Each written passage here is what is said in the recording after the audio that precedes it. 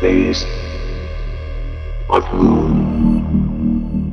We have a great show for you today. The first hour, we're going to be talking with Robert Salas, who was present in 1967 at the Malmstrom Air Force Base. The second hour, we're going to be speaking to Stephen Bassett, the person who put together the citizens' hearing. It's going to be a hell of a time, and we'd love all of you to call in and ask some questions.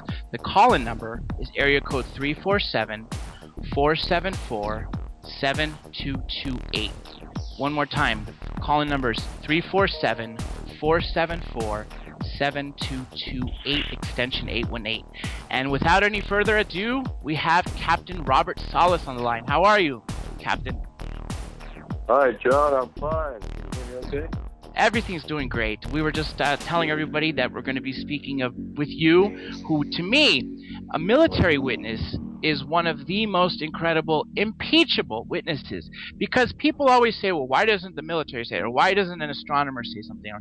Well, in this case, you are a military officer, and you're able to not only talk about what you've seen. You've written 2 books. One of them's already out, and that one's called, I have it written down here, Faded Giant, and one that's coming out in a few weeks for all you listeners out there is going to be called just Unidentified. Can you tell the listeners where they can purchase your books?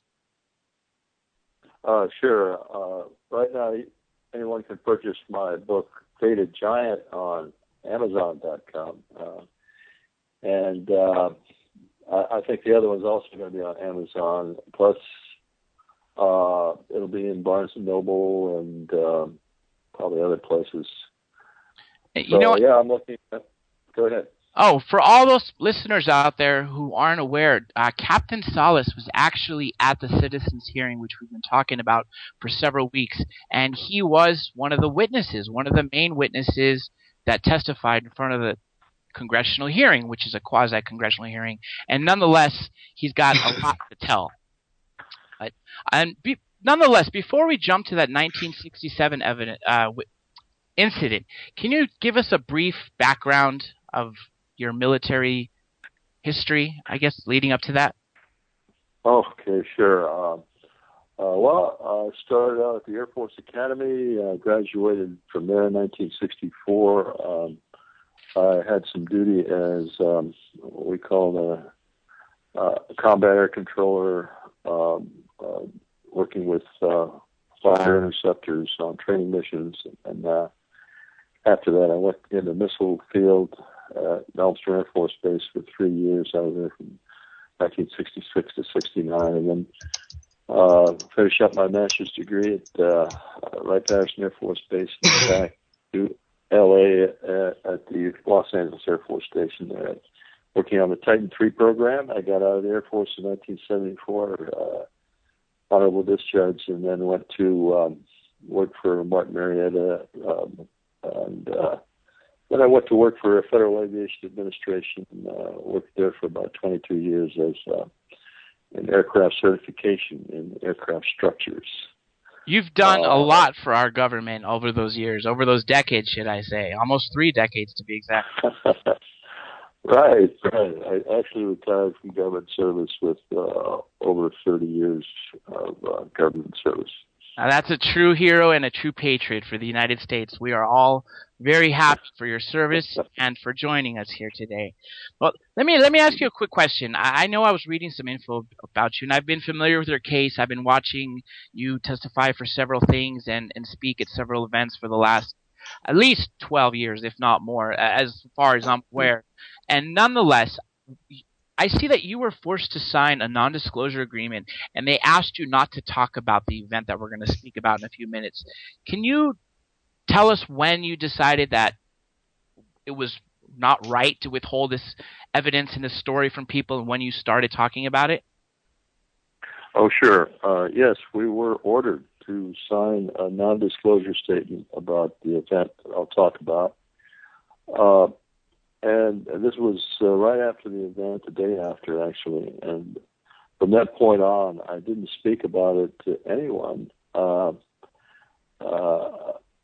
1994. I had been out of service for over 20 years by then. But still didn't talk about it. Of course, that non-disclosure statement stays with you, even out of the service. But in 1994, I was in a bookstore and picked up Timothy Good's book called Above Top Secret. Great book. And yeah, it's a great book. And if you turn to page 301 of that book, you'll see a very short paragraph talking about missiles being shut down during a UFO sighting in Montana. And I got all excited about that because I thought, well, gee, maybe the Air Force declassified it. So I went, gave it some thought, and then went to the local MUFON group and contacted James Klotz, he's my co-author on this Untitled Giant, and asked him to submit an FOI request to the Air Force about this incident that's mentioned in the book, and told him not to mention anything about UFOs, of course, because Air Force is very sensitive about that subject. So he did, and lo and behold, the Air Force wrote back and said, you know what, this incident is classified. However, we will declassify it now because it's been over 12 years. So they declassified what's called the Echo Flight incident. I thought I was an Echo Flight, but it turns out, I found out later, I was not an Echo Flight. So, but as soon as the Air Force declassified Echo, I decided to come forward and start speaking out. And I've been speaking about it ever since. Like I said, I later found out I was not an Echo, I was an Oscar Flight. So, and at the time that I submitted the initial request, I didn't realize there were two separate incidents that were very, very similar. And so I was unaware that there were two incidents. I thought it was just my incident. That was the Echo incident. But when I found out I was an Oscar, I just made a decision to go ahead and continue talking about this. And so I've been talking about it for about 18, 19 years now. Well, we researchers are really glad you have been talking because I think you actually helped other military men actually get the courage to stand up and start talking about their incidents as well. And if it wasn't for military men such as yourself, I don't think the testimonies would be as impeachable and incredible as they are. And they're so, your credibility, you and all the other military men, especially the officers who have testified, especially at the citizens hearing, there's really no one that could take that down. I don't care what the skeptics try to say. It's actually disheartening what they say. But let's just jump into what happened in March 1967. Can you take us through the day until this incident happened? Sure. We were on duty in Oscar Flight, and this was March 24th, 1967. It was, very, very normal type evening. What happens down there in the capsule is we will go through a regular routine. We have to have one of us stay on alert, in other words, awake and alert at all times. So we take turns taking a little nap in a cot we had down there. So while my commander, Fred Milo, was down, I was taking a nap, I get a phone call from one of my guards, and this is after dark, and I can't tell you whether it was in the evening or early morning, but it was dark outside. And the guard said that they've been seeing some strange lights in the sky, flying very odd maneuvers, very high speeds, making 90-degree turns and stopping on a dime, reversing course, that sort of thing. I didn't know exactly what to say to him. He just wanted to report this strange lights in the sky. And I said, okay, well, very interesting. Let me know if anything more interesting happens. I kind of hung up the phone on him, and then 5 minutes later he's calling back, and this time he's screaming into the phone, just very, very afraid. I could hear the fear in his voice. And he was telling me that there is a glowing red object, oval shaped, hovering above the front gate, and was scared to death. He had all the men out there with their weapons and wanted me to tell him what to do next. Of course, this was a shock to me too, but clearly these guys were professionals. They never joked around. Something as serious as we had operational control of the nuclear missiles. So I told him to make sure nothing came inside the perimeter fence. At that point, one of his guards was injured. He was injured because he got so frightened by this thing that he tried to jump the fence, and the fence had barbed wire around it, so he cut his hand. Anyway, hung up the phone. I immediately turned to, actually, I turned to the board. We had a display board, and because I just had this sense, this feeling that something was going to happen to my missiles. Well, I go over to wake up my commander and start telling him about the phone calls, and then sure enough, we get a lot of bells and whistles and lights go off, and the missiles did start shutting down. All 10 of them shut down. We went through our checklist procedure. We had a couple of sites where there were security alarms, meaning there was possible incursion to where the missiles were actually located. So we sent guards out there. I called right upstairs right away, and the guard told me that this object, this red glowing object, had flown off at high speed. And I said, well, we need to send a couple of guards out to a couple of the sites to see what's going on there, because we've got these security lights. So they go out there, and sure enough, they see the object again over 2 of the sites, and actually lost radio contact during the sighting, and they came back very frightened. The next thing is my commander turning to me and saying the same thing happened at another flight. And I remember those words very vividly.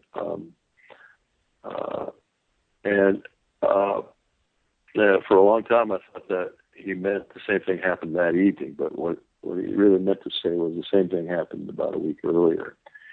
And that was the Echo flight. What he was referring to was the Echo flight shutdown, which happened March 16th, 1967. And that was the story that I saw in Timothy Good's book, and that's the material. Most of the material that we got back was about the Echo flight shutdown. Same thing happened there, basically, except that Echo flight had a couple of launch facilities that were being worked on by maintenance, and they went down. One of them went down. The deputy commander, Walter Fiegel, called out there and said, "What's going on? You guys aren't supposed to start on this until I give you permission." And they said, "We didn't do anything. By the way, there's a UFO overhead." So all 10 of their missiles went down. Again, UFOs were seen over 2 of the sites. And so within the span of a week or 8 days, we lost 20 nuclear missiles to UFOs. In other words, they disabled them. This was clearly a national security incident. The Air Force has claimed that no UFO sighting has ever been a concern for national security, but here we had lost 20 nuclear weapons during the Cold War, and so Air Force isn't telling us the truth. Mr. Salas, this is Joe Carradine. I'm sorry I had difficulties with the microphone a little while ago. I did have a question with the oval-shaped object that was first initially seen over the front gate. Mm-hmm. It's a 2-part question, per se. At any point, was it changing shapes or size?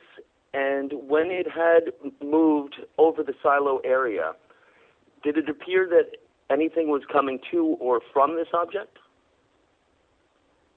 Oh, those are two excellent questions. I only wish I could answer them in detail. Of course. What happened was, the guard. I tried to get a description from the guard when he first called me about this object, and I kept asking, "Well, can you see a kind of a structure in the light?" Because he said the light was rather bright and it was pulsating. It was a red pulsating light, oval shaped.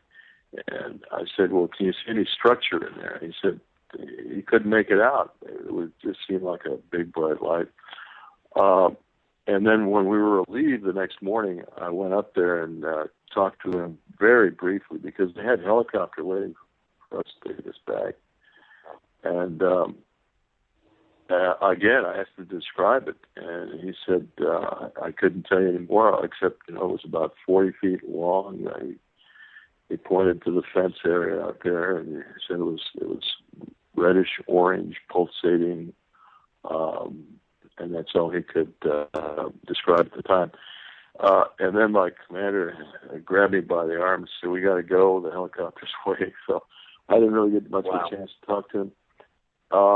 And the same thing with the other guards. So we were flown back to the base. First thing we did, we were ordered into our squadron commander's office, and they shoved this paper in front of us and said, "Sign here." Even though we already had above top secret clearances because our job, I said, that's what I told him. I said, "Why should I sign this? We've already got top secret clearances. If you tell me not to talk about something, I won't talk about it." Well, he insisted. This was a fellow from AFOSI who was there. Well, what is and then I can tell you that the next day I got a call from one of these guys at home. I don't know how they got my home number. I lived off base, but he and the other guards wanted to see me. They wanted to have a meeting with me to just talk over what had happened, because they were scared to death. And they were confused about what the heck was going on. And I had to tell them. I said, I can't talk to you. I'm under this oath, written oath, not to talk to anybody. That's incredible. Anyway, yeah. Has anybody else?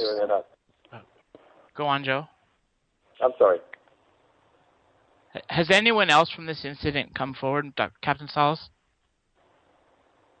Well, yes. None of the guards, I haven't been able to contact, none of the guards have come forward. Of course, a lot of these guys were sent off to Vietnam. One of the techniques the Air Force uses is to, there's an incident where there are witnesses, they disperse the witnesses and they send them to different bases, and I think that's what happened here. And of course, some of them were sent to Vietnam because they were weapons trained.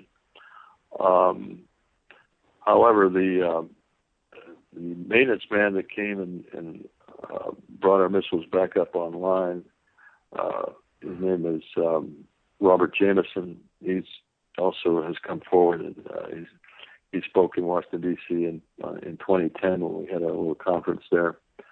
And he confirmed the fact that Oscar flight lost all 10 missiles. And he confirmed the date, March 24th. Of course, we had Arnie Arneson, who saw telex in that time period. He's a lieutenant colonel who was in charge of the cryptographic center. And he said he remembers seeing the telex that said UFOs were responsible for the shutdown of these missiles. And there, of course, we have other witnesses like Robert Kaminski, who was head of the Boeing team that did the investigation on the Echo flight. And he was told by his superiors that this was a UFO incident. Ray Fowler heard from his people. Ray Fowler was, that name might sound familiar to you. He was, yeah, it does. At the time, he was working for Sylvania, who had the electrical contract on the Minuteman. And he had contractors at Malmstrom that confirmed that, yes, indeed, these were UFO incidents. So there are various witnesses that support parts of my story, and of course I've got documents. I think I've got one of the better documented stories on an incident, a major incident like this. You know, I just want to make a comment real quick about what you said about national security. Blue Book, which was from 1947 to 1969, for all those listeners who don't know, which was the Air Force's official study, official in the public mind. They obviously didn't tell the most classified things, but they cited one of the reasons they stopped the project was for national security. Well, anything that can fly and stop and make a 90-degree turn and fly into our airspace undetected, what else would, that's the top of national security, and shutting down missile silos. So their explanation is a complete 180 of what was actually going on. So I just wanted to throw that point out there to let people realize how significant such an event is. Now, you mentioned that the nuclear missiles were shut down. Were they shut down permanently, or were they just stopped, or was their electronics turned off until the UFO was present, or how did that work out exactly? Well, actually, we all 20 of these missiles, we received what's called guidance and control system failure. We had a method or a system of querying when there was a malfunction, and we got guidance and control system failure on all these queries. Basically, the missile at that time, we're talking 1967 now, we didn't have GPS or anything like that, but the missile had to be properly oriented, physically oriented, and had to know where exactly it was in order to go to its proper target after launch. So this was a target alignment procedure that was upset. In other words, we had gyros and that oriented the missile in the guidance system package, and that was upset. In other words, the missile didn't know where it was, so it didn't know where to go if it were launched. So this was a very specific thing that they did. The objects. They did something very specific to each of the missiles, and that was to upset the guidance system. Now they flow over each missile and shut it down and then go to the next one and the next one after that? No, it wasn't quite. It was faster than that. The Echo flight lost all 10 missiles within seconds, and the same thing happened to us. Now, you have to understand that each of these missiles is a separate entity. They don't work like Christmas tree lights where one goes out, they all go out. No, it doesn't work like that. They all have individual cabling and individual systems. So they would have had to do something really fantastic in order to accomplish this. And of course, that's why I have claimed and continue to claim that these were extraterrestrial objects, because we had nothing and we still have nothing, I don't think, that could have do what that object did to our missile. Then, and possibly now, for that matter. Let me ask you another question. Prior to 1967, did you believe that we were not alone and possibly may have not been visited up until that date? Or was it this event that defined your UFO confirmation? No, very definitely it was this event. Before this incident happened, I really didn't give UFOs any thought. There were, from time to time, sightings in Montana. As you know, there were many sightings in Montana of strange lights in the sky, and the local paper would report it. But I didn't give it much thought. I really didn't. I thought it was just silly until this happened. When you were told not to tell and you signed a non-disclosure agreement, and with all your top secret clearance that you've done many things that many people will probably never know about, you were doing your duty. That was your job, and you had to. You had to withhold this truth. How did it feel to hear stories about UFOs from and hear other people ridicule about them, but you knowing that you knew something but you couldn't tell? Yeah, that was difficult. But as you say, what happens, and some of your listeners, I'm sure, will understand. Anytime you're given access to classified information and you're not using it, in other words, you're not using it in the work you're doing, the best thing to do is to try and forget it. And so I actually assertively tried to get this out of my mind. You know, it's a kind of a mental process you kind of go through, because you don't want to inadvertently talk about it. You know, I mean, I still had a beer once in a while, and I didn't want to, spill the beans on this because I had signed that document. So yeah, you try to forget it. So, but when I did want to come forward and talk about it, I struggled to remember all of the details of the incident. I mean, I knew the basic overall incident, but for example, I forgot who my commander was in the capsule. I forgot the capsule I was located at the time. Details like that had to come slowly, and I had to do a lot of research, and with the help of Jim Klotz, and I had to try to find people, and it was a process.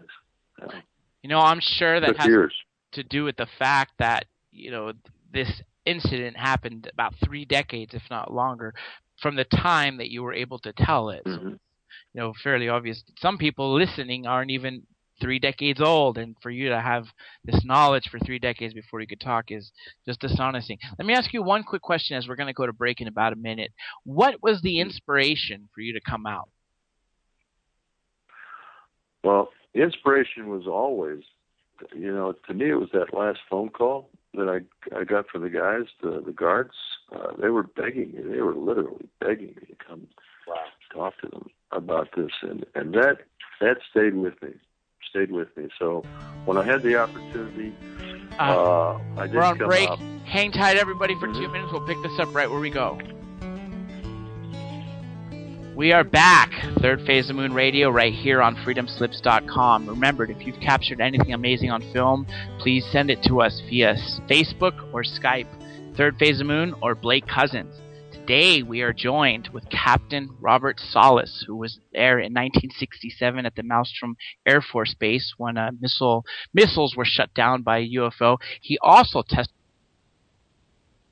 Just before we went on break, we were talking about what was the inspiration for Captain Solis. And real quick, let me throw in there his 2 books. One that's already available is Faded Giant. You could find it on Amazon, Barnes & Noble, or any other place like that. And Unidentified will be out in a few weeks. His last book was amazing, and the next one will be no different. It will be just as awesome. So I suggest all you listeners out there, make sure you check it out. So, Captain Solis, what was your inspiration? I'm sorry we got cut off with that music right before break, but... Yeah, it was 2 things. First, the guards desperately trying to get me to talk to them about it. So many people in the Air Force have been shut up forcibly, with threats of all kinds, and have suffered before it. They've had to be quiet about it. That's one thing, but of course, the bigger issue is the government has no right to withhold this kind of information from the public, in my opinion. They have,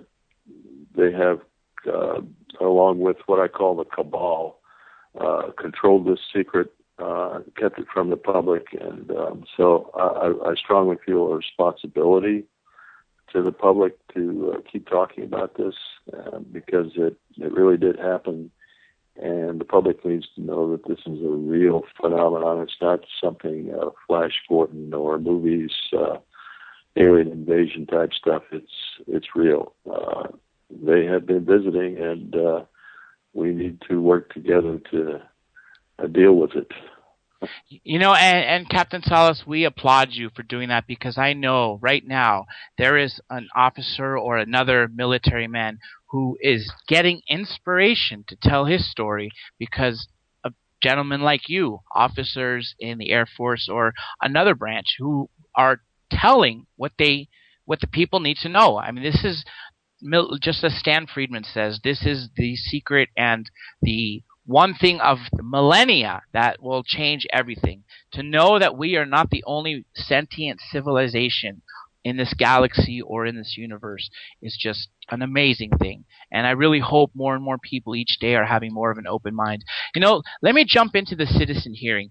You participated in what was probably what I think the largest or the best event as far as pushing for disclosure. Now, yes, it wasn't quite real congressmen, but what we did have is we had 6 retired congressmen and senators who took testimony from 40 plus witnesses, including yourself, military, researchers, former astronaut, Edgar Mitchell. And to see the transformation over those 5 days, from them coming in as skeptics, and then at the end, as they were leaving, being convinced, I just thought that was an amazing feat. Now, what do you think is going to happen following this?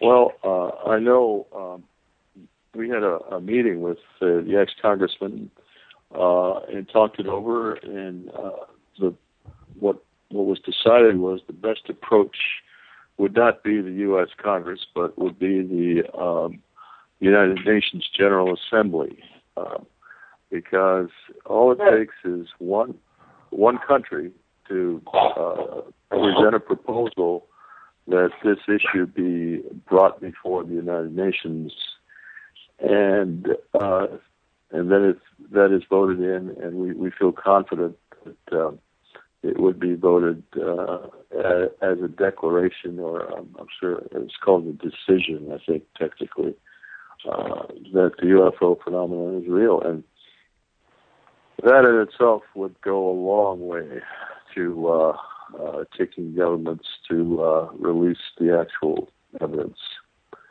So we're hopeful. I think that's going to happen. From what I'm told, I understand your guest. You have a guest, Steve Bassett, on after me, and I think you'll get the latest word from him on when that will happen. You know, we actually have a caller here from, might have a question for you. Caller 870, do you have a question for Captain Salas? Yes, hello, this is Olive 2M. I do have a question. Excuse me, I got a cold right now. I wanted to ask, what's his name again? Captain Robert Salas. Robert Salas. How you doing, sir? I have a question about Admiral Richard Byrd, the Hollow Earth theory, and about how there's a leader down there in Agartha, Shambhala, who told Admiral Richard Byrd when the nuclear bombs went off in the 1940s that there would be no way in the hell that would happen again.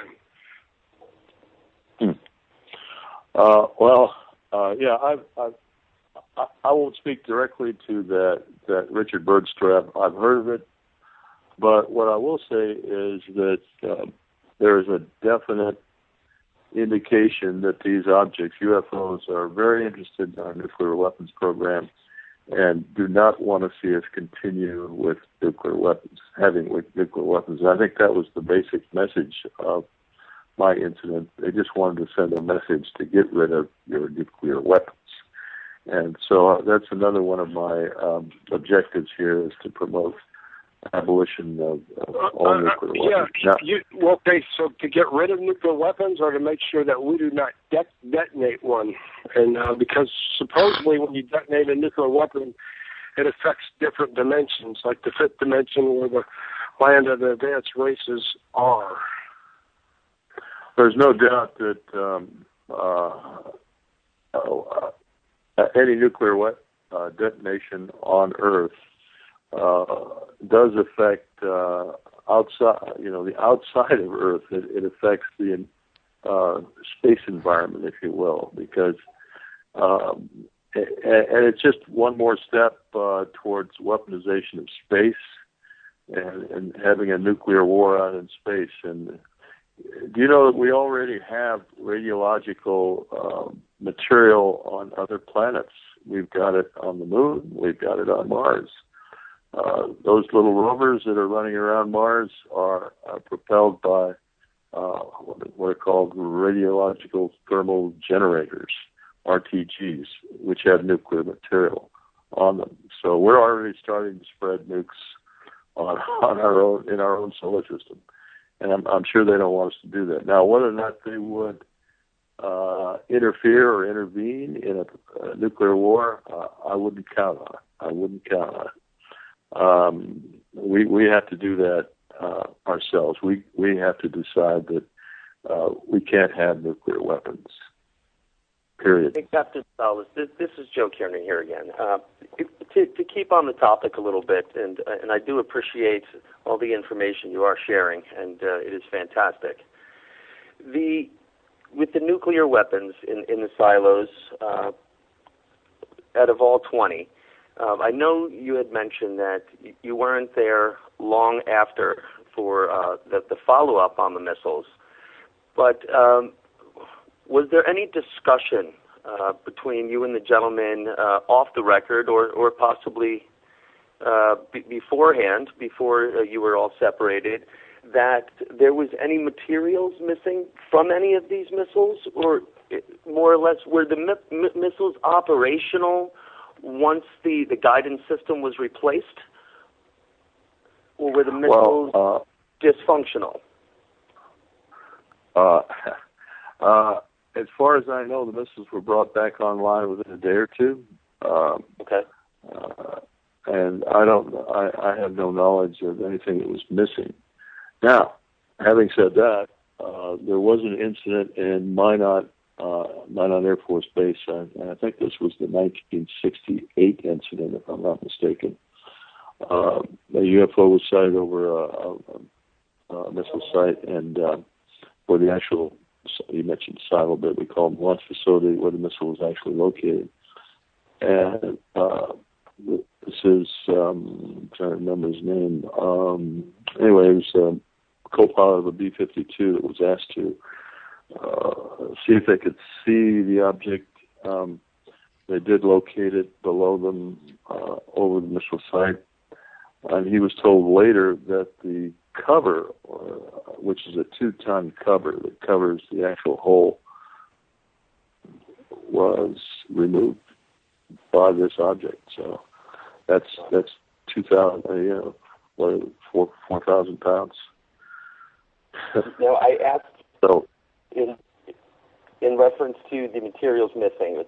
I think what I was leading at is I have been hearing a lot lately. A lot of people have been making claims of very extraordinary sites around nuclear facilities, whether it be an energy plant or a processing plant, possibly even where things are being enriched.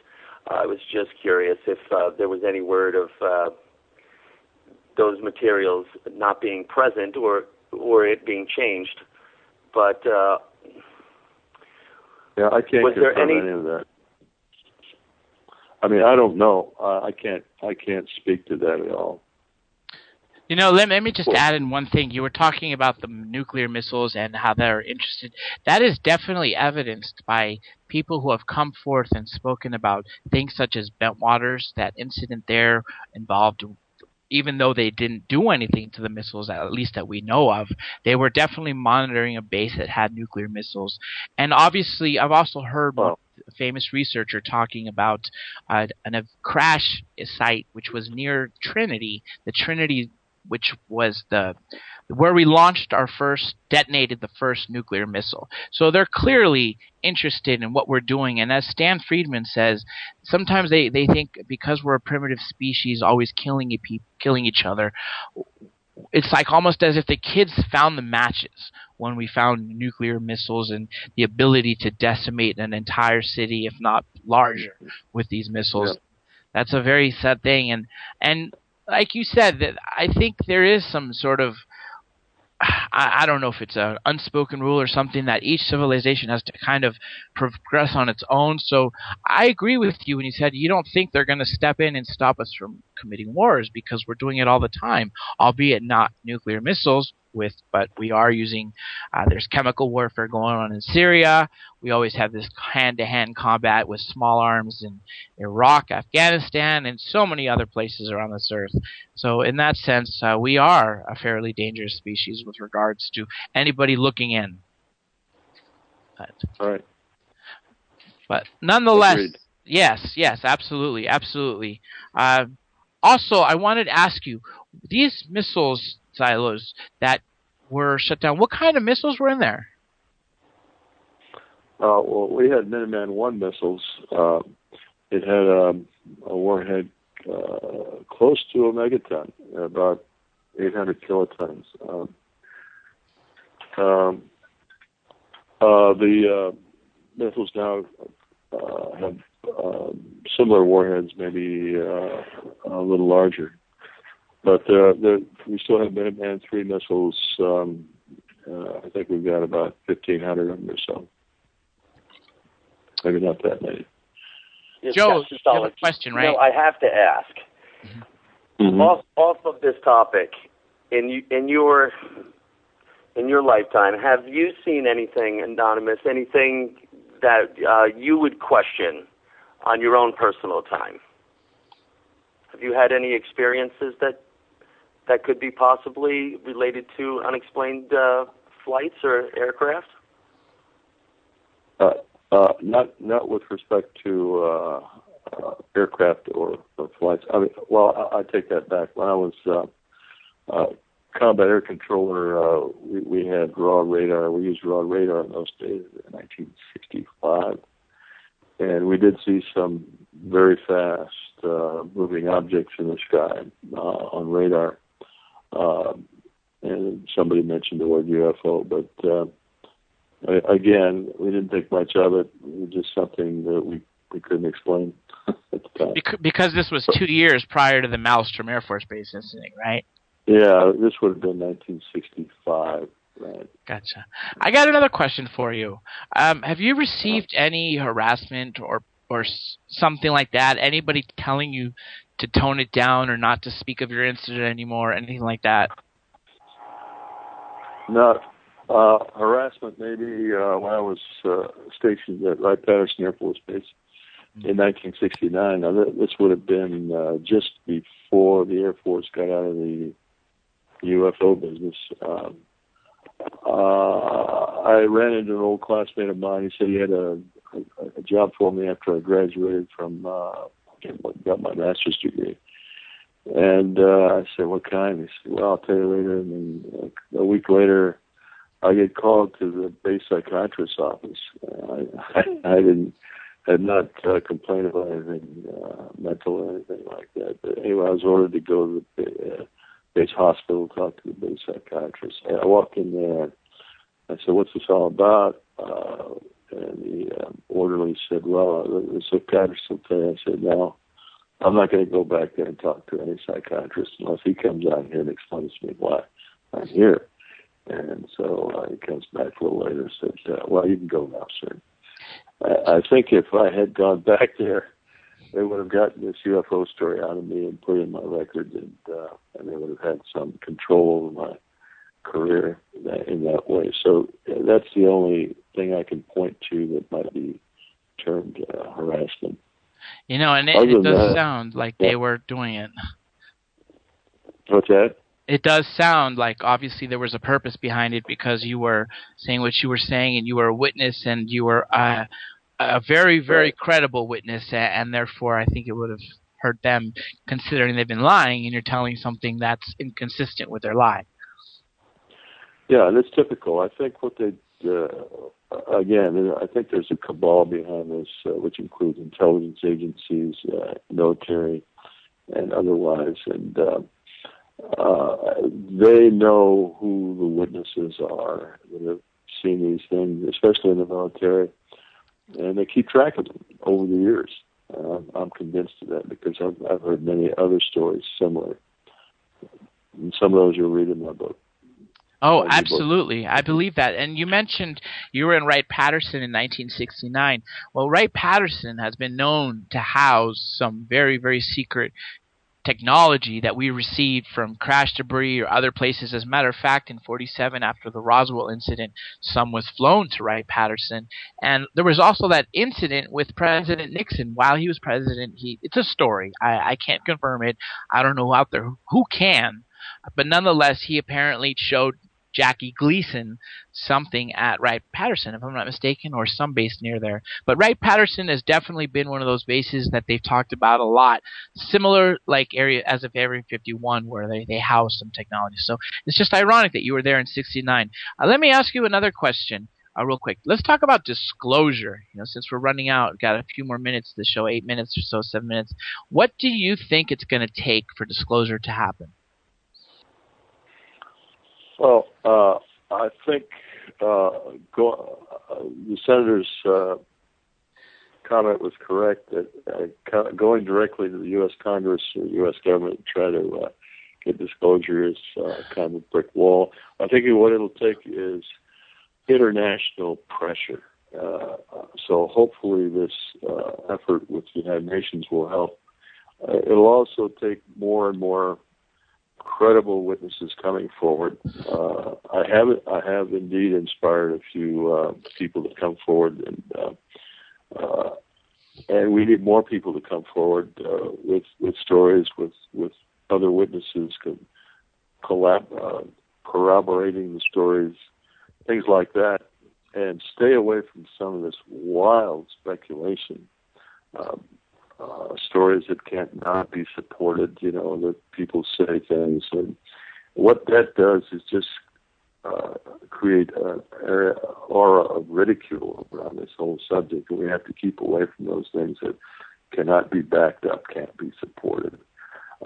So more and more stories coming forward. Eventually, the mass of credible stories will I think, tip the scale, and international pressure will also tip the scale. So we are making a lot of inroads with South American countries. A lot of them are starting to, a lot of the UFO groups in, for example, Argentina, Chile, Brazil, they're starting to have relationships, actual working relationships with government agencies that are cooperating on the release of UFO information. There's actually a couple of comments I want to make with you. With the first thing that you said about the disinformation and the stories, you are definitely correct. I think what they try to do is they take a truth and surround it by lies. That way you could discredit the whole incident. Or they take a lie and surround it by truths, so you could also discredit that incident, which is a shame of what they're trying to do. The ridicule factor is terrible, and it should not exist. And like you mentioned with South America, they are doing an amazing job in somewhat disclosing this, because when they put things on their news, they don't censor it really. They're the ones that release their Mexico government footage, which was taken from their, I believe, FLIR camera, where you could see orbs that were not naked to the visible eye, but they were naked. They were you could see them through this FLIR camera. I think if there was one country that would disclose, it would be Brazil, because they're not relying on the petrol, on the petrodollars, the gasoline and the oil industry that we require. And also the South Americans in general are very much into spiritual things. So it's not a huge leap for them to understand something like this coming from a different planet or wherever it may be. And I think that's some way a great thing for disclosure. I just hope one of them will actually disclose, because then it'll force America. Because if one country openly tells the world that they've been visited, that they have proof, then it's going to make America look really, really bad. But nonetheless, I'm really glad you were able to influence some of those people, and I'm sure it's your story, as it's being kept alive, is going to keep influencing people who are in the military, who are sick of the story, sick of the lies, and want the stories to be told. Robert Dean, I believe he's a Sergeant Robert Dean, he mentioned that one of the ways to get disclosure happening is to offer amnesty to all the military witnesses. What do you think? Do you think that's a good idea? Well, I think it's never going to happen because, I'm not sure it would even help. Even if amnesty was offered, there would be a lot of people coming forward just to make a name for themselves if they had a UFO sighting.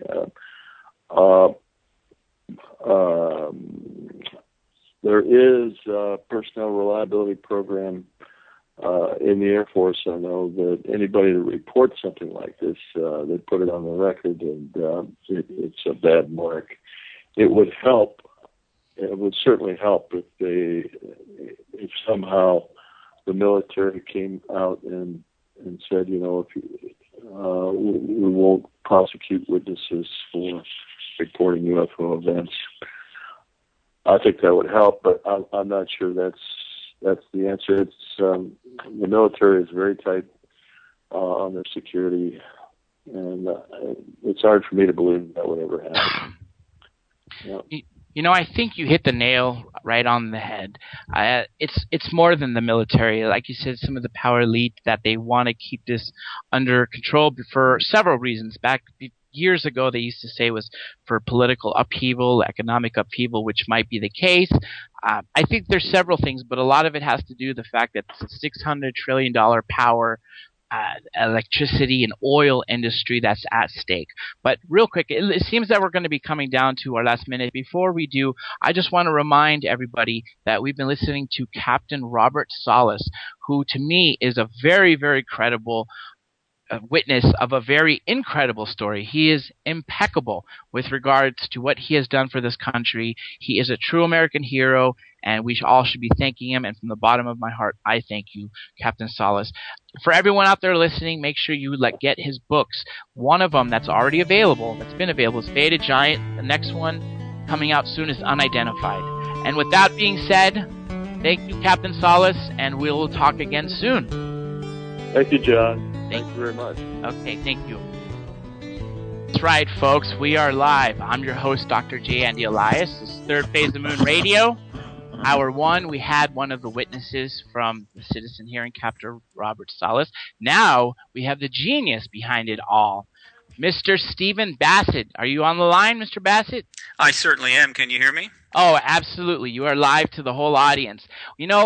I got to say, I watched that Citizens Hearing, and I didn't know what to come about it before it started. I know we've had attempts to get the Congress and the UN to take this subject seriously. And on the first day, I could see where they had a little bit of open minds, but they weren't quite really into it. But the transformation I saw over those 5 days was phenomenal. By the 5th day, not only did they acknowledge that there's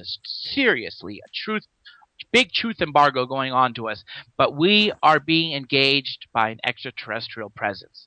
I mean, can you tell us just briefly what did you think happened in those 5 days?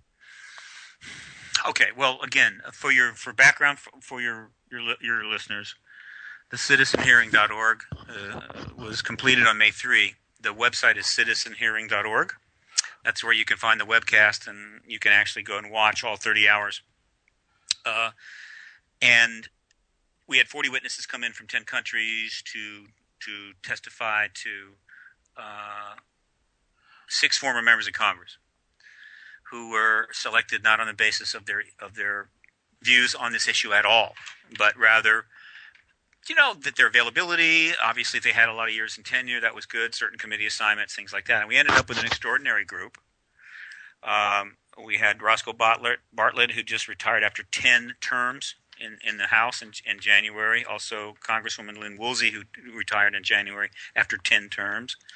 Of course, former Senator Mike Revelle, 7-term Congresswoman Carolyn Kilpatrick, 6-term Congresswoman Darlene Hooley, and 2-term Congressman Merrill Cook. So it was an amazing group. And what happened, I think, reflects what exactly would happen in the real Congress if they were to finally decide to hold hearings on this, which they haven't done in 45 years. The Congress and the executive have been removed from this issue by the military intelligence community and put on a you don't need to know basis. That's happened That's been slowly happening since the 50s, and they really pulled the rug out, I think, by about 1980, 85. And what that means is that they don't have access to information, and they're discouraged from trying to get information. Stephen Schiff tried to get some information in 92, 93, and he was essentially rebuffed, to put it quite simply. So they don't know. And, they're very busy people. They have to spend half their time raising money to get elected, and then they've got, their jobs in the House and Senate. They don't have time for hobbies or investigating issues outside the mainstream. So the vast majority of them don't have much information at all. So what these 6 former members showed the rest of the House and Senate is that if you were to call hearings tomorrow and allow and take testimony from, we've got hundreds of witnesses ready to testify that would testify under oath, probably within 3 days you'd be the same position we are. This is a major issue. It has every distinct possibility of being real. It would be the most important issue in the world with huge implications, and clearly it needs to be now engaged indefinitely until we know as much as possible. So that's how close we are to probably ending the truth embargo. There have been several attempts to get hearings in the Congress in the last 20 years. I'm aware of a few of them. All of them were cut short. Basically, they got started and then they were just cut off. The Congress, in the meantime, as you know, the Congress's approval rating is plummeted into low teens, which is just an unbelievably bad number. While individual Congress people may have reasonable ratings with their constituents, the body itself has an awful rating. I mean, the mafia had a better approval rating than this organization now. So they really have a problem. Do they want to get back in the good graces of the American people? Do they want to be proud of being a member of this body, this legislative body of the most powerful nation in the world, or do they want to continue the status quo? So we sent that message to them. And these 6 members showed just what happens when you get a chance to really hear a great deal of evidence presented by competent, solid people with high-level backgrounds, high rank and station, and the impact was obvious. By the 3rd day, their hair was on fire. I completely agree, and I want to comment on a few things you said. First, you had a little over 40 witnesses. Like you said, hundreds can testify. And also, the evidence is so overwhelming. If they just gave it literally a 30-hour look and looked without the ridicule coming in and just actually looked at the evidence, that the rest of the world would be finally understandable of what's going on. And also you mentioned that this was done 45 years ago. I'd like to add something that you also mentioned a week and a half ago. Stanton Friedman was there 45 years ago. That man stuck it out to speak to this one. We got to give him the props for that. How can you not admire that? He's been in the field for over 50 years. Absolutely, exactly. And another thing you mentioned, the Congress ratings are plummeting, and that's a fact. The U.S., the citizens, we don't really trust our government the way we used to because they've lied to us continuously over and over again. Mm-hmm. And this is just another lie. When you got this started, before we did this petitions, we had the 5,000. Then you got 12,000 signatures, but then they responded with a low-level statement which obviously all the congressmen and senator agreed was a complete lie. Then they increased it to 25,000, and then just as that was starting to make headway, they increased it to 100,000. Do you think yeah, it's just as if they wanted to keep raising the wall, building it higher and higher. Do you think that's going to be the way we need to go in, or do you think hopefully these congressmen retired congressmen and senator will have to be the help that's going to get others? Well, okay, there is to answer your question, let me outline for your listeners. There's a 6-fold strategy that was built into this maneuver, the citizen hearing maneuver. In other words, this thing was very carefully planned. Nothing happened by accident. The first strategy was to develop a huge contrast between the White House's now official position on the ET issue, issued in 2011 by their Office of Science and Technology Policy, that there's no evidence at all for any extraterrestrial presence or any evidence that the government's withholding anything from us. This is, of course, completely false. So the first strategy was to show a profoundly stark difference between that official position, not an opinion of somebody in the White House, the official statement of the executive branch of the United States government on the most important issue in the world, and the evidence that was brought forward in that hearing, which to any reasonable person would show, well, obviously, the White House is not telling the truth. Generally, that's the kind of thing that gets the attention of reporters and editors and networks. So that was the first strategy. And in the 16 months since that position was issued, and people can find that if they go to whitehouse.gov and they go to We the People, they can find that response to the disclosure petition of September 2011. In addition, we've issued 4 more, or 5 more, I think, petitions to the White House raising these evidentiary issues. Now, none of them had a chance to get a response because they kept raising the signature level, but they were up on the White House website for 30 days in each case and generated certain publicity. Soon we will issue the 7th disclosure petition. And that petition, of course, will draw attention to all of the evidence in the citizen hearing that the White House says doesn't exist. And so it doesn't matter how high they raise that bar. They can make it 1 million signatures. They can't escape the fact that their position, as issued in November of 2011, is indefensible. And so the first strategy was to increase that pressure. The second strategy was aimed at the Congress. The Congress, as I said, has a terrible approval rating, and they haven't addressed the issue in 45 years. And in that 45 years, can you even imagine how many sightings there have been, how many books have been written, how many reports have been issued, how many videos and photographs have been taken, how many witnesses have come forward, how many thousands of documents have been dumped out by 12 countries, and on and on and on. And yet the U.S. Congress is essentially trying to act like there's nothing happening. There's nothing to be paying attention to. Meanwhile, a few people get killed in a Benghazi in an attack by some terrorists, and they'll hold hearings for weeks and weeks and weeks. They're really embarrassing themselves in a very public fashion, since this stuff is now heavily covered on the internet as well as all of the news. So I really feel bad for them in a way. They need to get back in the truth business, and the hearing process is the fundamental truth-gathering mechanism of the United States Congress. So we've sent a message to them. I mean, the hearing was held on at 14th and F, which is about 11 blocks from the Capitol. And we also webcast the whole thing to the world, so that members of Congress or their staff could watch the hearing either live or in archive without having to, quote, expose themselves to ridicule or criticism, right? They could do it at home and see what's going on. We're sure that some of them did. And so we sent a message to them. Look what happened here. It was great. We got tremendous reviews. And I'll be posting some of the fan mail that we've gotten, some of the supportive email very soon up on the website. This would be happening to you. You could be getting all of these accolades. You could be garnishing the approval of the American public, and you've got the resources to do it far better than we could.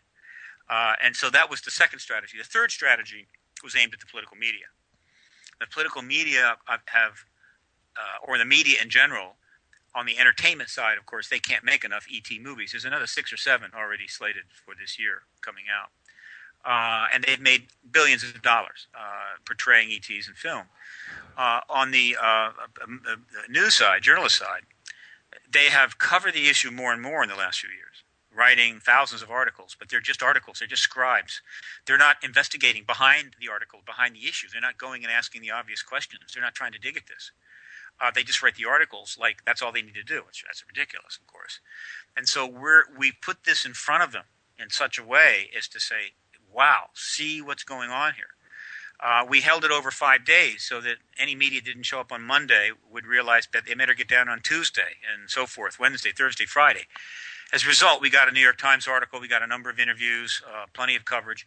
Probably the most gratifying media event or media coverage occurred during the hearing, because on the first day, the New York Daily News, which is kind of a hybrid between a tabloid and a newspaper, like many of the papers in the UK, sent a reporter down there who wrote an absolute awful piece. I mean, it was as bad a hit piece as you can write. They got so much flack from the public from comments from readers that they sent the same guy back at the end of the week to write a straight piece. That, to me, was emblematic of where things are. And to make it clear, we have a full-time publicist, a top independent publicist from Washington, D.C., who is going to be working full-time to drive this issue in deeper into the mainstream media. We're hoping to get the top talk shows. We're going to drive this news cycle on for months and months. This is only the beginning. And so that was the third strategy. The fourth strategy was, of course, aimed at the American people, really the world's people, to let them know that this kind of thing is possible, that there was the funding. The funding was available by a philanthropist named Tom Clearwater, and there are more Tom Clearwaters out there, we know, to hold an event that cost over $600,000. That's how serious we are about this. And by broadcasting it in English and Spanish, which covers a huge portion of the world, and hopefully we'll be archiving in 5 or 6 more languages, we're letting the world's people know about this evidence and the event that took place so that they can decide maybe it's time to really step up even more. To start approaching their government, their legislators, their media, and say, do more. This, of course, would lead to more pressure on the United States. The fifth strategy here was international, but also the UN. It was the UN, and that worked out far better than I could have imagined. The fifth strategy centered on bringing the UN into the picture. The UN desperately wants to be involved in this issue. They've made kind of some overtures about it, but they've been brushed back. The UN is not a healthy organization. It was set up to buffer the Cold War. The Security Council essentially has veto power over everything on that side. It's underfunded. The building's falling apart. Most of the nations of the world would rather it went away. It has served some functions. It has done some good, but it's nothing like it could be. And, of course, this issue, if there's any issue in the world that's more appropriate for the United Nations, it has to be the extraterrestrial engagement of the human race. So what could we do? Well, here's what emerged. On the fourth day was International Day. And in the morning, we had 2 1.5-hour sessions with 7 witnesses representing 6 South American countries where a lot is going on. And then in the afternoon, we had more international representation from different countries, including, for the first time, I believe, in any event like this, the number one researcher, former translator for Chairman Mao Zedong, Dr. Sun-Chi Lee from the People's Republic of China, where the research in extraterrestrial phenomena is considered totally appropriate. And based on some interest by Congresswoman Kilpatrick, which she demonstrated in the first day, and then followed up by interest from Senator Mike Revelle, a quick meeting was assembled at the end of the day on Thursday, where all of the South American and a couple of the other nations were represented, plus all the committee members and the full film team, because we're filming all this for Doc, met to try to decide what to do. The decision was made to issue a communique. Mike Revelle wrote it up that night. I tweaked it that morning, but it still wasn't right. And PhD physicist Roscoe Bartlett finished it off. And it is called the Citizen Hearing on Disclosure, Washington Communique, May 3, 2013. It is up on the website. If you go to citizenhearing.org, you can see the document under Foundation. It's under the Foundation. And what they did went far beyond what I had hoped and may be a milestone of sorts. Now, what do I mean by that? What I mean is that the communique essentially calls on the Citizen Hearing Foundation, which we have recently set up, right, to raise money as a nonprofit, which it will be, nonprofit 501c3, to raise money to seek a number of countries to have to submit a resolution to the United Nations General Assembly, not the Security Council. And here is the final paragraph that is most important from the communique. Therefore, we, the undersigned, request the Citizen Hearing Foundation use its offices to organize interested parties and raise the funds necessary to pursue a global campaign to convince one or more nations to propose a resolution within the General Assembly calling for United Nations sponsorship of a world conference addressing the possible evidence for an extraterrestrial presence engaging this planet. Now, we think the interest is such out there, and because we can raise money from anywhere in the world, that we might be able to raise quickly millions of dollars for the Citizen Hearing Foundation and move aggressively to get 3, 4, 5, 6 countries to simultaneously submit a joint resolution.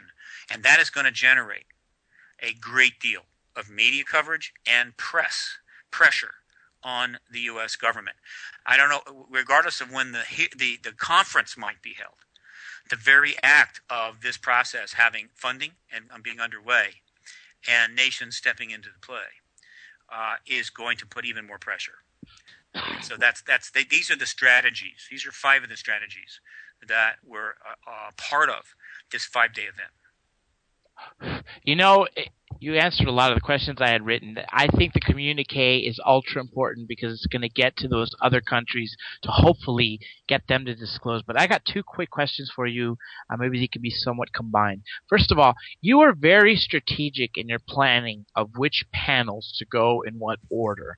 Right. I wanted to ask you why you chose which panels to go when and what the importance of that was. And the other question I wanted to ask you is, what will happen if another country discloses before the U.S. does? Okay, these are important questions. Let me just hang on a second. I'm trying to pull up the panel list and also Mike Ravel's ending statement, which, by the way, was amazing for all you listeners out there. But we'll tell them after break where we could find them all. Mike really got rolling there. Well, look, it wasn't easy to do this. First of all, you in order to create the panels, you have to know the witnesses. And so, we had to bring 40 witnesses together. And it wasn't easy. There were some very key witnesses that we very much wanted there for reasons that were not always clear, simply would not come. But we pressed them repeatedly. We had others turn up. And so ultimately at some point, and this is fairly late, we had what were 40 witnesses. And the question is then how to arrange them. Now, that was my job. The first day, and this is a very important point, there have been a number of press conferences that have been held at the National Press Club, actually, which is, to be quite candid, has been extremely generous with this issue. I mean, you have to pay a lot of money to do it, but they don't shy away from this issue at all. I mean, I've held 6 press conferences there myself, plus this hearing, and I've got colleagues that have held another 4 or 5 or 6. So all good on the National Press Club. So, but in these press conferences in the past, like the May 9th, 2001 press conference, you had 18 witnesses that spoke for a few minutes about essentially their interaction with the issue. We call them government agency witnesses. I like to expand it to government agency political witnesses. Of course, anybody that testifies at a hearing is a witness, but there's 2 kinds of witnesses. One are the researchers, and one are what we call government agency political witnesses. And what we did here, what we were able to do, because we had 30 hours to work with in 5 days, is we combined 20 top researchers with 20 political military agency. This is a synergism that really has not been done before, which creates more power. And so in the first day, we had a lot of witnesses testifying the historical background of a range of the subject matter. So providing a platform under which the military agency political witnesses could stand on. All right, so that's what was going on in the first day. The witnesses like Edgar Mitchell made an opening statement. You had Paul Hellyer, who's written a book addressing this issue. Of course, myself. You had Richard Dolan, Grant Cameron, Stanton Friedman, Linda Moulton Howe. And we also had Antonio Huneeus and Stephen Greer and Danny Sheehan. They presented a tremendous amount of platform here.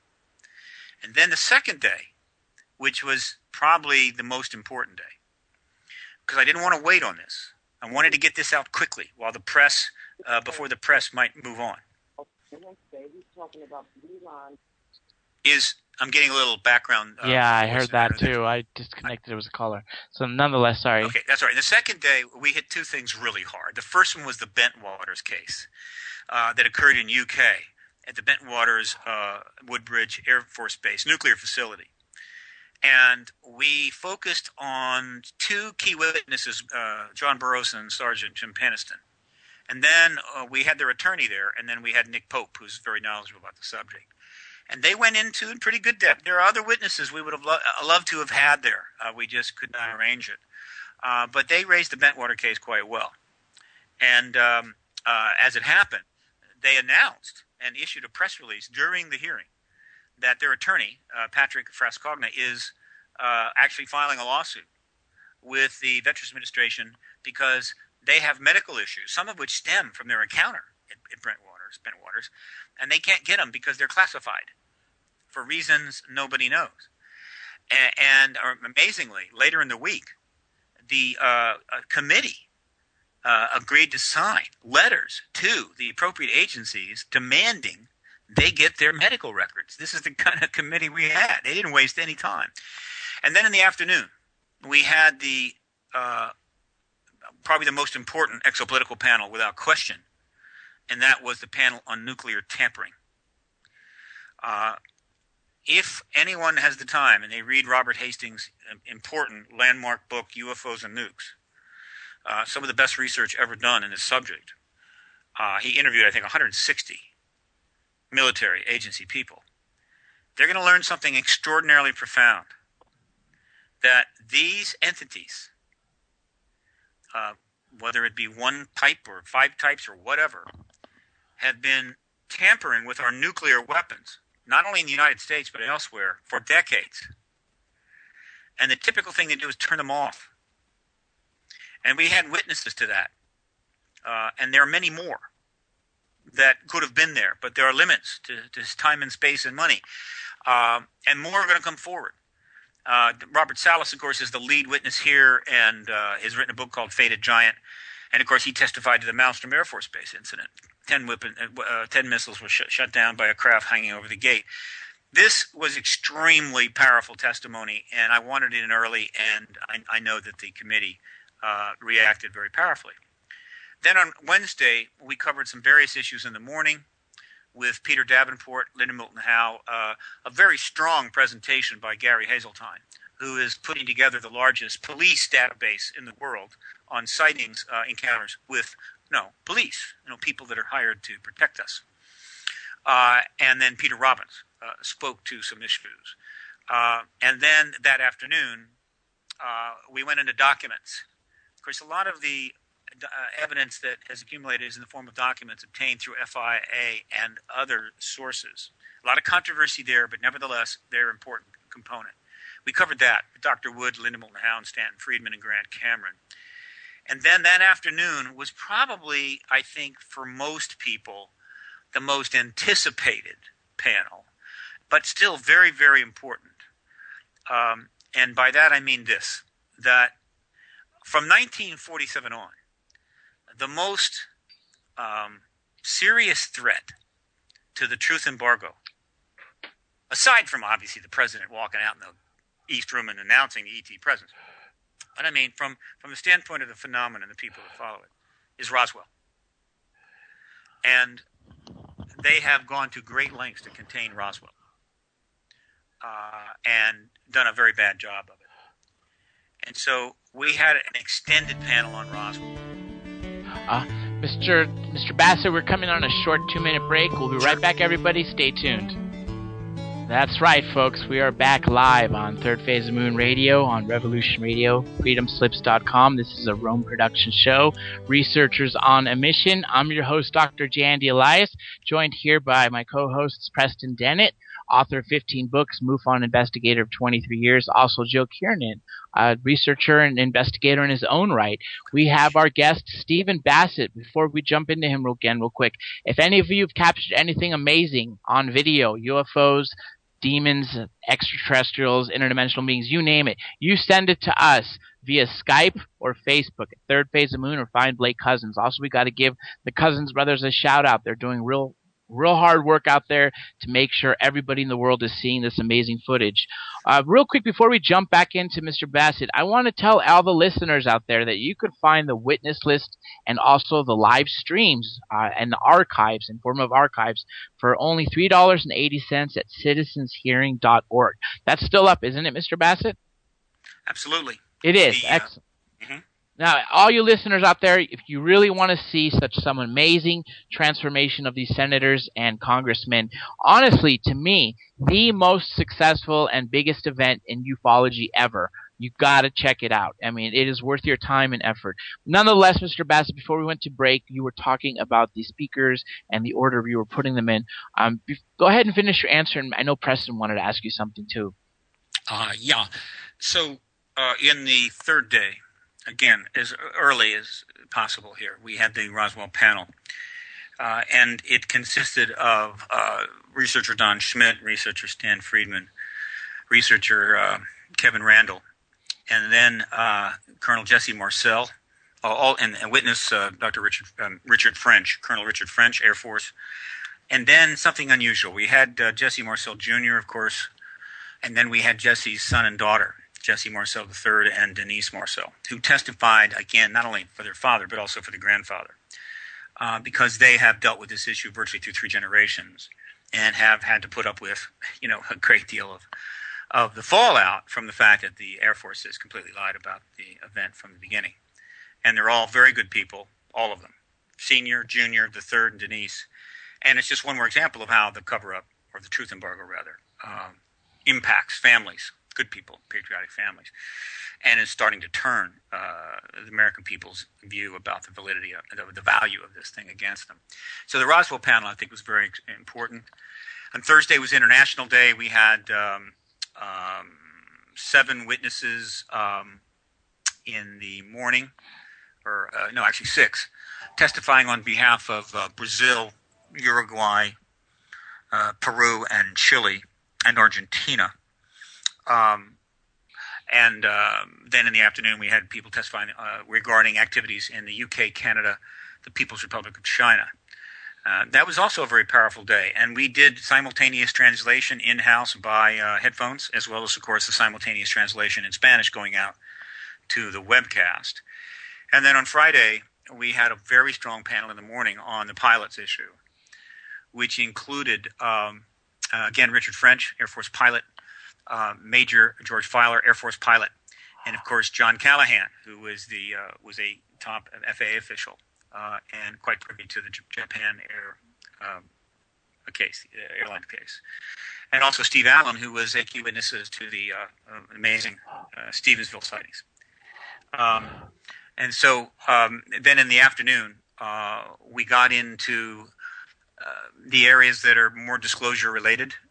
The first morning was involved the technology issues that are embedded within the ET matter, and then the second panel was wait a minute, did I get that right?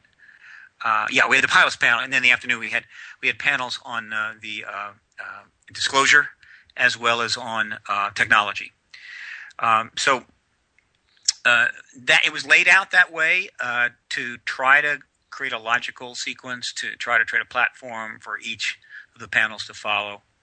Wasn't perfect, but it did get the job done, and the witnesses performed outstandingly well, every bit as well as you would expect them to perform in front of a real congressional committee. And the committee conducted themselves tremendously well, and obviously with all the years of experience, it wasn't hard for them. I mean, they know how committees operate. So overall, it was an extremely successful event, and it's gotten pretty strong reviews from around the world.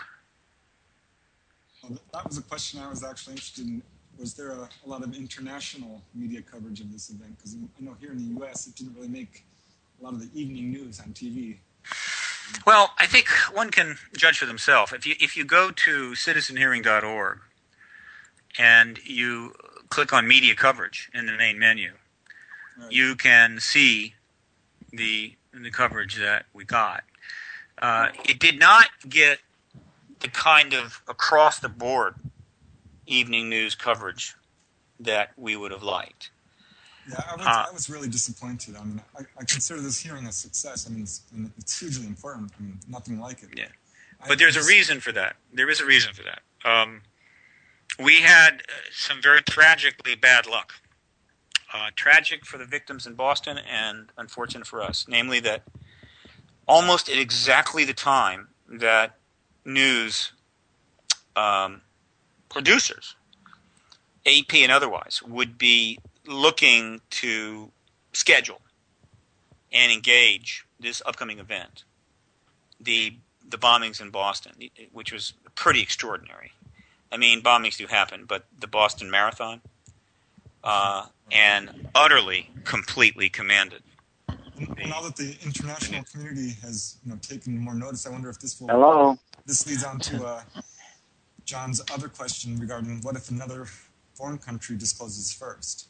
Well, yeah, I mean that was the strategy to the White House, which is the sixth strategy. There were six strategies I mentioned. One was showing the evidentiary difference between the White House's position and the evidence put forward in April 29 to May 3.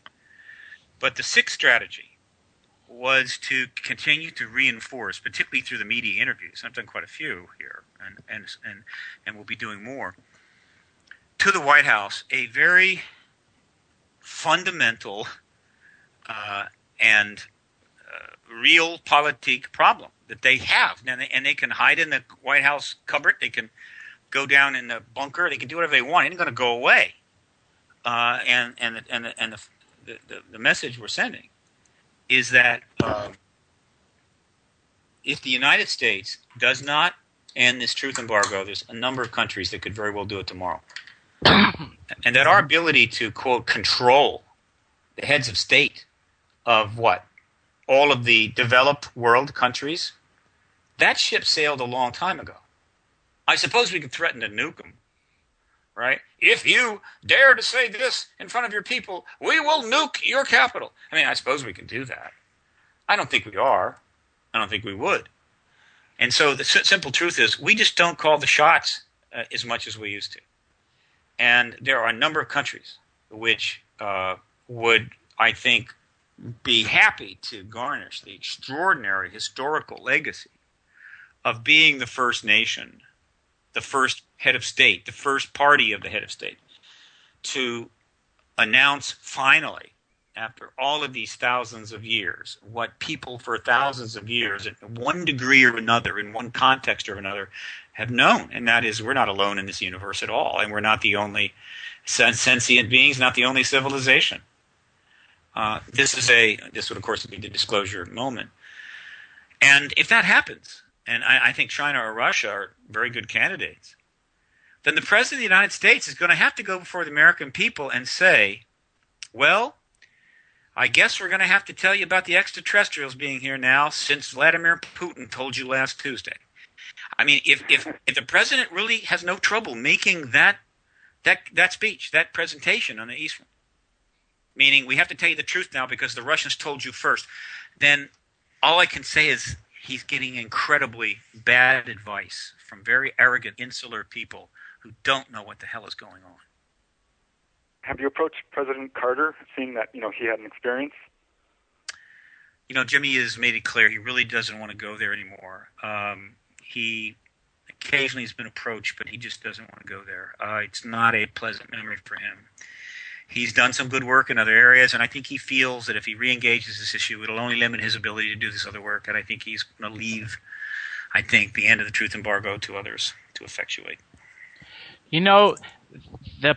Each panel was very instrumental with the congressman and senator because of their such high credibility and them being impeccable. They had perfect records, and they were some of the greatest people that can speak in anything in a court of law, especially in a congressional hearing, and I congratulate you for putting them all together. I know we mentioned the impact of all the panels, but if you were to pick one to say that was the most influential, I know it'll be a difficult decision, but which one would you say? I know we just went through all of them, but which one out of all those panels would you say really hit them with like a sledgehammer, letting them know that this is real? I don't think you can put it that way. It's always this way. You know, the whole idea of the smoking gun evidence, it's all an illusion.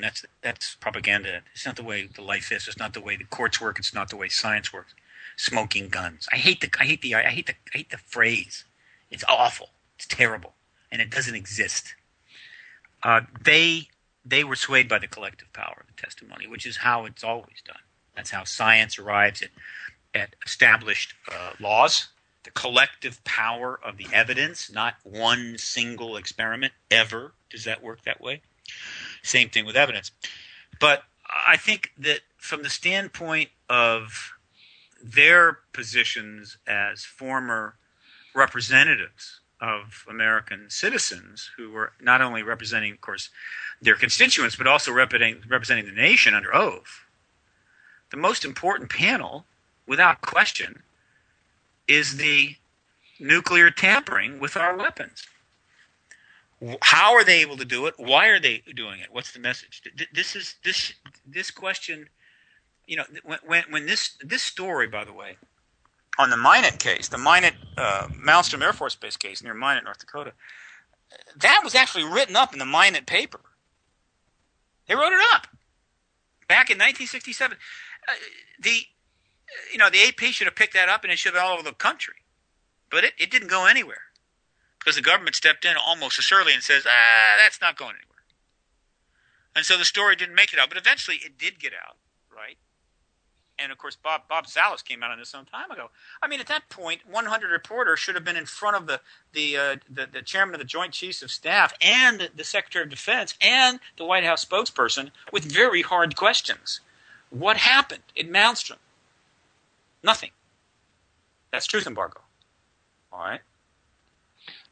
So this issue, the issue is incredibly significant in trying to understand what's going on here. They have the ability to turn our weapons off. So on one hand, that means we're basically defenseless.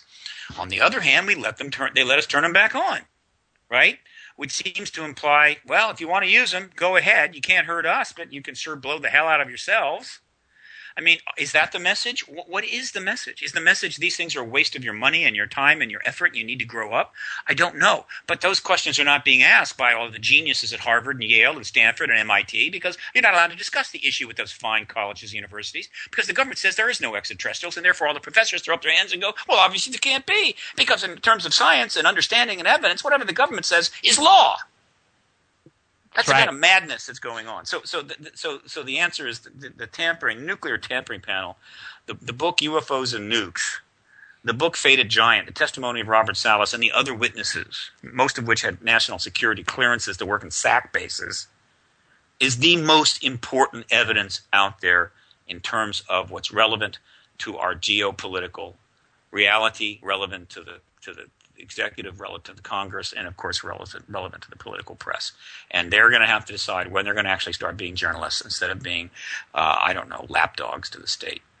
You know what I find just an irony or an oxymoron? The fact that they say at the end of Blue Book that UFOs have nothing to do with national security, yet they were shutting down missile silos. And Bob Salas was talking about that he waited 18 years, or it was about 18 years ago when he finally told of what happened, which was 2 decades after, or 3 decades. He kept his mouth shut for 3 decades after this incident happened, and I'm glad he inspired other military men to come forward. But if it wasn't for people like him just speaking of what happened, I don't think the people would know. But it is a dichotomy. It is a complete dichotomy of what we've been hearing with that it doesn't affect national security, and it does. Now, let me go back to Eisenhower. Eisenhower, when he left his office, he warned everybody of the military-industrial complex.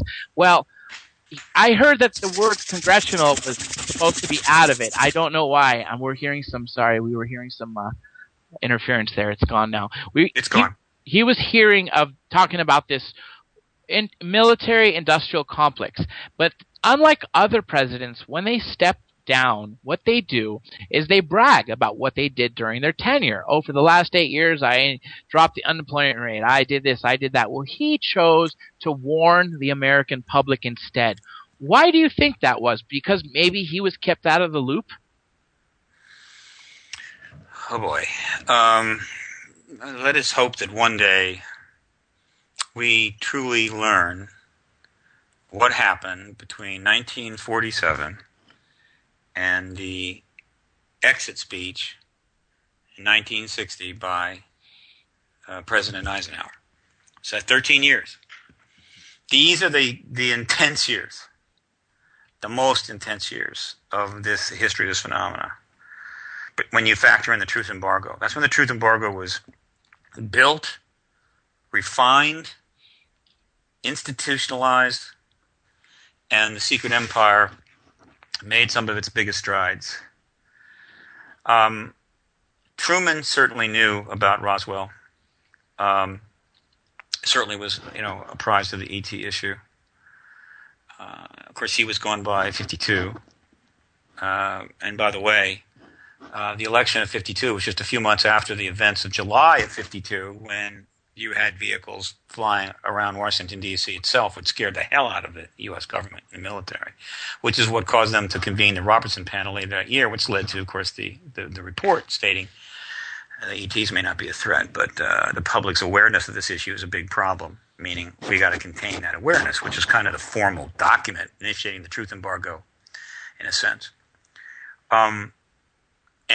Anybody who thinks that Dwight Eisenhower, the five-star general who helped defeat the Nazi Germany and the Axis powers, was not informed about the ET presence, well, they just live in a universe made up of idiots. So Eisenhower knew. And from 52 to 60, he was probably tracking in the best he could, because the ability to fly around and just do and go anywhere you wanted was not so easy back then, right? For presidents, for high-level people, certainly the president. And so he had to rely on the reports of others, and so he was undoubtedly tracking what was going on. And it would be easy to think that he was not happy with what was going on, because he saw not only the Third World War maybe in the works, which was obviously going to generate a huge amount of military spending. He saw, of course, the continued and impressive rise of civilian contractors and corporations, major companies that, of course, defeated Nazi Germany and didn't want to go away. And, of course, he knew about the ETs, which would have been a powerful driving force for more secrecy, and God knows what kind of weapons. I mean, it's one thing to build weapons to contain the Soviet Union. What kind of weapons are you going to build to contain other galactic, starfaring civilizations, assuming you're determined to make them the enemy? And I can imagine it must have been incredibly tough on him to keep quiet. But clearly he had to.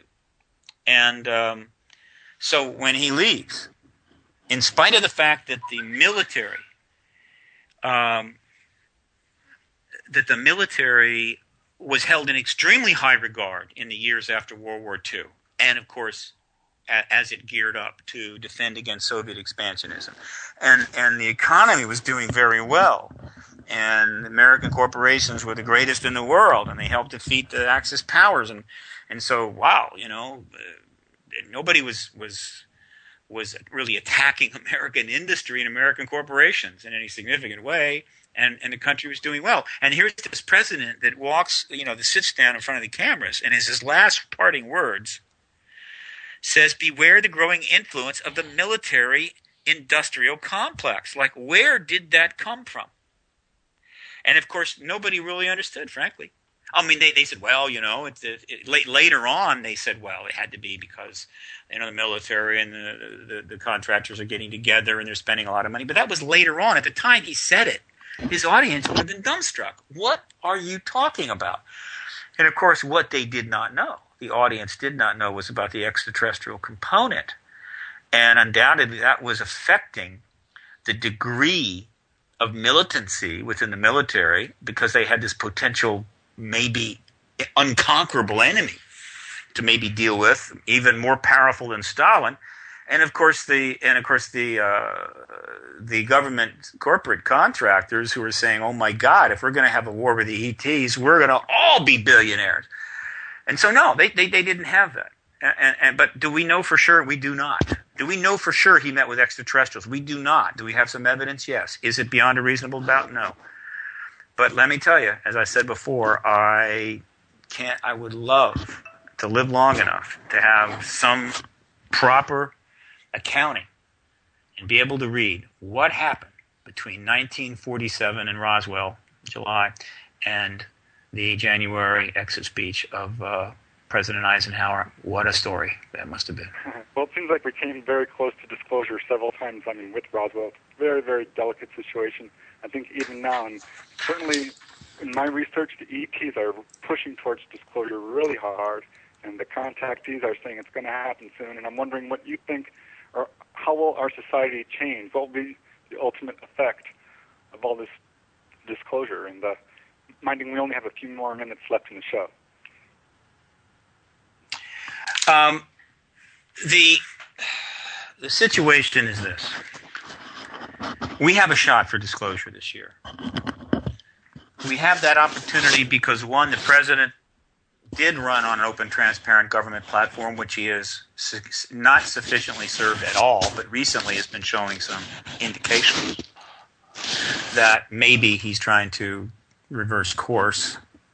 Two, we've got over a dozen countries that have released tens upon thousands of documents into the public domain, which are important in good cases. They're not the heavy duty super secret stuff that would really open up some cans of worms, but they certainly add to the weight of the evidence, and they're being downloaded all over the world by millions of people because they're up on the net, right?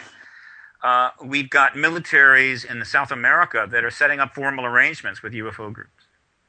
We have witnesses coming forward, right? We for every one we lose to death, 2 more come forward that are still alive. We have, of course, the citizen hearing, which I think is an unprecedented event that has created a almost critical mass situation regarding the media. And, of course, we have huge public awareness and documentaries coming out, such as Sirius, and, of course, there will be a documentary later this year. All of this is piling up on itself. It may reach a critical mass, set off a chain reaction, but we need to get the job done. So I need people to think that way. I mean, the number one thing that we're going to focus on, one of the key things, is the Citizen Hearing Foundation. It is a nonprofit 501(c). Anybody in the world can contribute to it. They get a tax deduction. As it turns out, many countries have reciprocal relationships, which I only learned recently, that if country A, a person in country A donates to a 501(c)(3) or a nonprofit in country B, they get a tax deduction in their country, and vice versa. Not all countries have this, but many do. And, of course, we're not limited to people. Institutions, other foundations, other nonprofits. We're in a position to bring the money together very quickly if people are ready to step forward. Mr. Bassett. And get this done. We are terribly sorry the show is over. Thank you, everybody. Make sure you go on citizenshearing.org. Third phase of moon.